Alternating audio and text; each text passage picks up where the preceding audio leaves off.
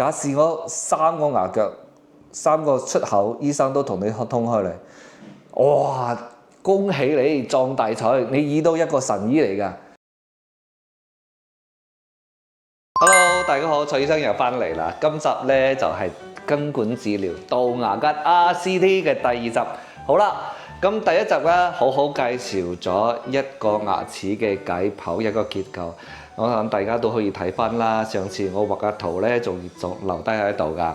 呢度呢，就各種造成牙齒磨損嘅，最驚乜嘢？最驚呢個珐琅油磨損咗啊！一個珐琅油相當於一個頭盔咁樣嘅最硬嘅地方俾你搞損咗，都有問題咗，咁死火啦，咁樣就敏感到嚟咗咯，好嘛？咁我哋講翻更加犀利嘅，今次呢就係咁嗰隻牙髓又發炎咯，係咪？有細菌感染咗，令到嗰個神經呢就痛起身啦，甚至乎牙根底下都發炎啦。咁點算好呢？就要杜牙根咯。跟住呢又講翻呢個睇有另外一幅圖呢，可以代表咗一個受傷嘅牙齒。好，我哋先睇上部分啦。呢個地方呢係啊啲，係啊，當時係有牙窿啊。大家都知道一個牙齒蛀咗之後呢，上面有窿仔啦。咁我呢幅圖喺向各位朋友好詳細一下代表咗乜嘢？通常我哋見到牙齒有窿啦，就係一啲嘅窿，個針可以篤落去嘅窿，其實底下呢已經形成咗好大嘅損傷啦。因為咧上邊啲牙齒咧上邊呢層咧叫做珐琅油，珐琅油佢係好硬嘅，佢唔會蛀嘅。通常係乜嘢係點樣？佢係點樣爛咗咧？因為我哋知道呢個珐琅油咧，佢係99.7%嘅無機物嚟嘅，即係咧佢現前係冇一啲係有機物嘅嘢。咁呢個咧牙本質咧，佢只有係7成幾。7成幾先係有機物嚟嘅，咁個變成咧底下呢層咧就係有細菌先造成個侵蝕，變成佢會腐化。我哋知道石頭啦，係咪放喺太陽底下風吹日曬成萬年佢都唔會機化，但係木頭你知可以頂得幾耐呢？就係同樣嘅道理。當呢個牙齒有細菌感染，佢一個牙齒佢表面咧有好細嘅侵蝕到底下嘅。穿透到珐琅油底下個牙本質受傷咗之後呢，咁呢個地方就會慢慢有問題啦。咩問題？個底下呢就會機化侵蝕，俾細菌侵蝕咗之後呢，佢要溶解咗之後呢，佢底下就變成空晒啦。呢底下全部空晒啦。呢個牙本質空晒咗之後呢，當你食物嚼嘢一路係衝擊到佢，不停嘅衝擊到佢個底下嘅珐琅油底下牙本質空晒咗，咁變成最終粒底下成個珐琅油就冧晒嚟，咁先出現嗰個牙窿嚟㗎喎。所以千祈唔好以為上邊蛀牙上邊蛀埋，蛀牙係底下蛀穿上邊再凹落去。呢個就係一句好大嘅，俾大家誤會咗。上邊以為都係有少少窿唔緊要，講翻呢個大家明咗呢個道理之後，你就知道蛀翻個細細嘅窿就好大問題㗎啦。牙本質都穿晒啦，咁我底下個神經就發炎㗎啦。呢個咧就係細菌感染，變成咧成個牙齒神經就痛起身。當你個牙齒神經痛起身嘅時候咧，絕對係冇得通過食藥或者係通過補牙可以挽救到呢個神經，俾佢唔會壞死，冇任何藥物可以造成，因為佢呢個結構就係天生佢係咁樣嘅。佢當細菌感染，佢就唔會好，佢唔會自我修復。人類咧有炎症、有細菌感染、有病毒感染咧，佢唔係靠呢藥物去醫嘅佢嘅，係靠你自己嘅身體嘅自我修復。但係牙齒神經線係冇修復功能嘅。當佢有細菌感染咗之後咧，你食藥係解決唔到嘅。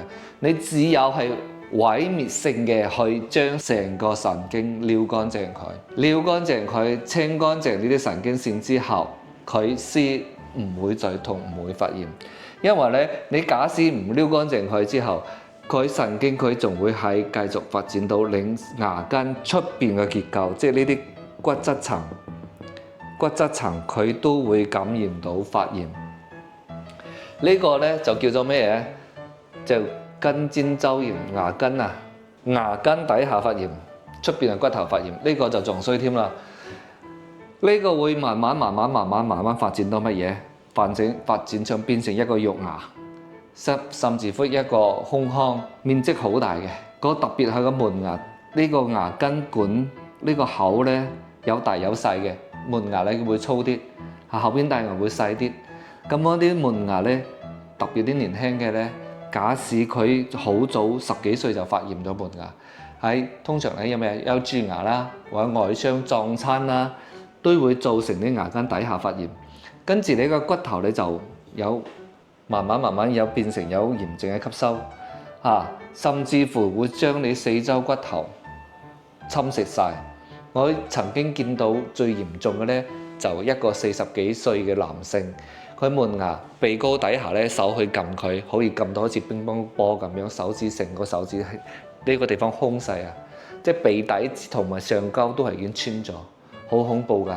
因為佢係需要10幾20年個週期比較長，但係佢不停咁侵蝕，跟住咧四周骨頭一路係冇晒。所以咧千祈要重視。當醫生同你拍咗 X 光片、拍咗 CT 之後咧，呢個地方有陰影，一定要治療㗎，唔好拖到時間越長咧，個骨性破壞越大嘅。當然啦，每個人咧，佢話醫生話呢個地方唔痛喎，我冇感覺喎。你知道點解唔會痛咧？嗱，我再畫幅圖俾你，因為呢個陰影咧咁樣睇啦，呢個咧就牙槽骨啊嘛，呢個牙骨呢個地方發炎咗，佢咧就係嗰個黏膜，你肯定曾經痛過嘅，不過咧痛有強烈同埋有啲輕微咯，每個人唔同啊。好，我哋講翻，跟住咧牙根底下發炎，佢會點樣咧？骨頭俾你破損咗，呢個地方變成一個牙瘡嚟㗎。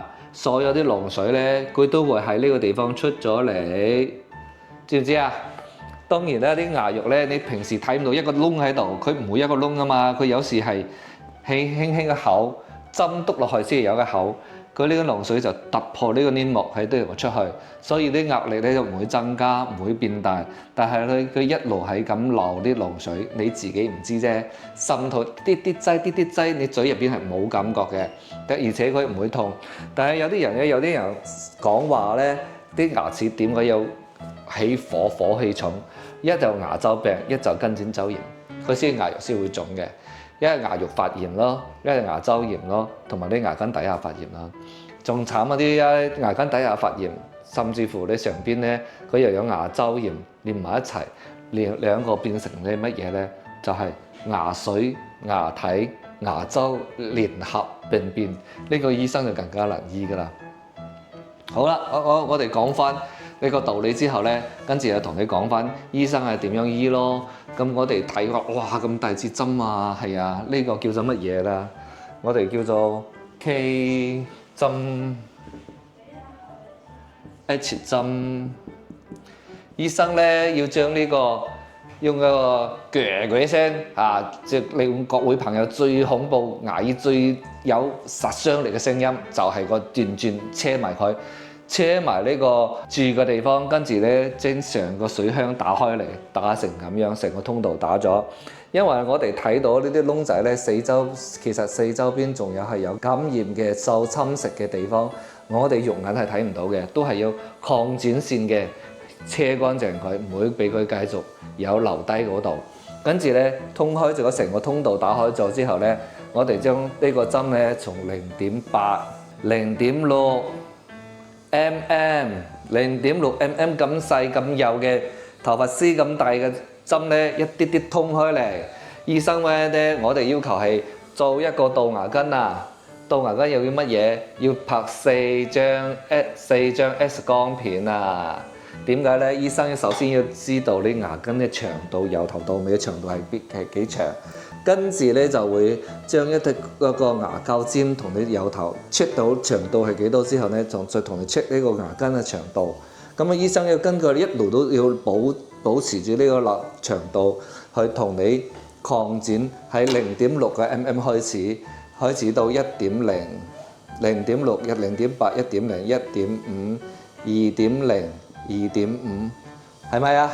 醫生要幾多啊？1、2、3、4、5、6個程序喎。6個程序一個牙根又慢慢同你擴，即係因為點解要擴開嚟咧？你假使唔擴開嚟，四周壁呢啲地方，其實呢個四周已經受感染咗啦，所以咧個四周壁咧一定要撩乾淨佢，佢只有要通過呢個針咧同你慢慢擴大咗四周呢啲磨損咗佢，清乾淨啲藥水先係可以沖洗到下低，咁樣變成咧呢個地方已經係現成消毒咗。咁當擴到呢個2.5mm 嘅時候咧，我哋就可以通過藥物性將呢個地方去封實佢，上邊封實佢，下邊底下放一個氫氧化鈣。好啦，今次醫生咧會擴大咗之後2.5直徑嘅空間通道咧，我醫生會同你填翻一個 Kamsalhajarphy 嘅護劑。呢個護劑咧會令到成個呢個空間處於鹼性嘅環境，所以咧我點解同啲客人講，其實你杜牙根嘅時候，你就係孕婦都唔怕嘅，都可以，因為我哋放藥咧好安全嘅。呢個純鹼性嘅嘢，佢會令到四周個地方咧，佢慢慢，其實呢個根管治療都係需要靠你自己。當呢個刺激源咧已經冇晒啦，佢會令到嗰個成個牙根底下嘅炎症可以慢慢消化好。所以點解我哋醫生咧，佢會同你講，當發現呢個問題嘅時候咧，我會同你可能要醫到半年啊，要不停咁換藥，要不停咁換呢個 Kamsalhajarphy，呢個會令到呢個地方佢一定係慢慢就生翻自己嘅骨頭嚟嘅。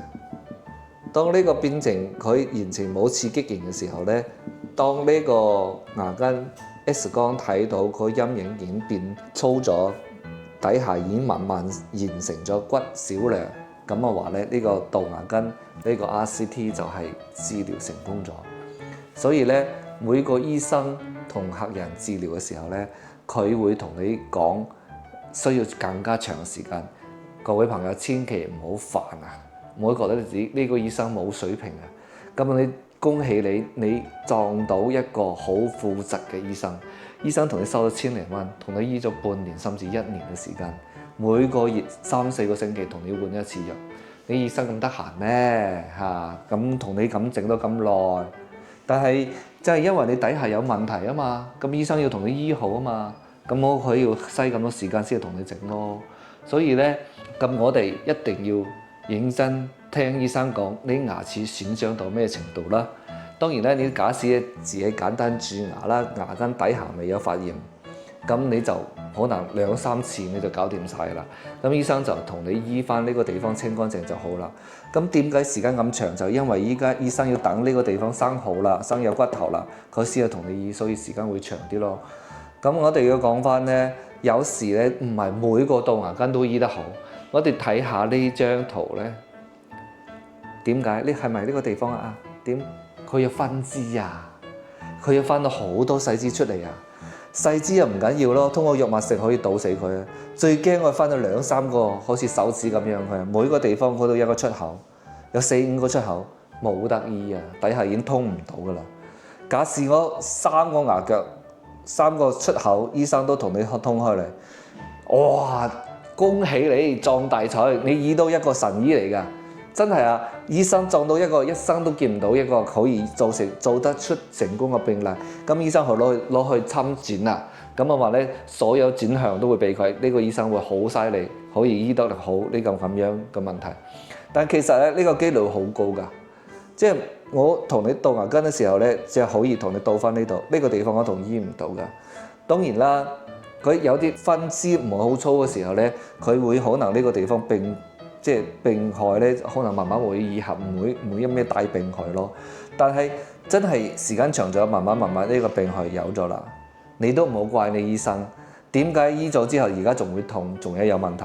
而且因為每個人痛覺咧敏感度係唔同嘅，有啲人咧真係有好啲輕微少少輕微嘅杜牙根醫，即係冇分支有分支醫唔到，佢都會有感覺。咁冇辦法啦，只有同你掹牙啦。所以杜牙根通過呢個 RCT 正規嘅杜牙根牙髓牙體醫生有90%可以成功嘅，可以俾翻你用翻10年嘅，知唔知啊？所以呢個錢你係值得去使嘅，真係你未到杜牙根，未到掹一定要治療嘅時候呢，咁醫生主張你要通過杜牙根，咁啊將牙齒醫好佢，將上邊做個牙冠俾你用到10年，咁啊恭喜你，咁啊醫翻一個有醫德嘅醫生啊，而且有技術醫生可以同你俾你牙齒醫得好。好啦，今次咧我就同各位朋友介紹咗杜牙根嘅道理，同埋咧點解要成個流程係點樣，點解杜牙根需要咁多時間，需要咁多嘅器械，醫生係嘥啲咩時間，係需要透咁多步驟，同你搞埋呢個牙根底變成呢成個冇處無菌狀態，咁最終將牙根底下嘅炎症同埋牙髓腔嘅入邊嘅炎症醫好佢，呢個就係杜牙根成個流程啦。好，今次就係介紹咗咁多，下一集咧會同各位朋友講下呢個咧係咩回事，呢個係咩回事？呢個打樁、纖維樁或者鑄造樁、金屬樁、黃金樁，甚至乎係有個陶瓷樁，咁各種樁嘅目的係跟住咧就係最終粒牙套，成個杜牙根嘅流程就搞掂咗啦。多謝各位朋友睇蔡醫生嘅片，想各位朋友想了解更多嘅牙齒方面嘅知識咧，歡迎大家關注我嘅頻道。拜拜。